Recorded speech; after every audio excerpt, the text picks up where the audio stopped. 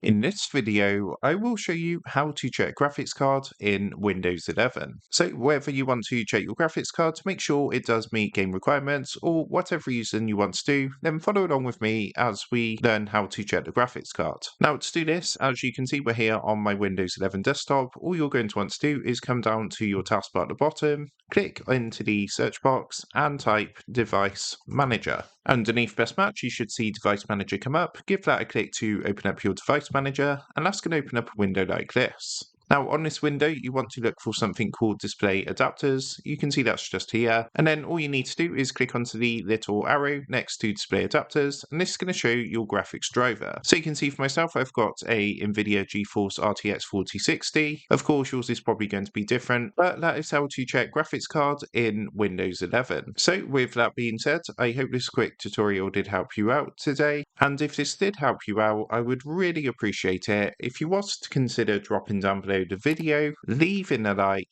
and also subscribing to the channel. With that being said, I just want to take a minute to thank you guys for watching this quick tutorial, and I will see you in the next video.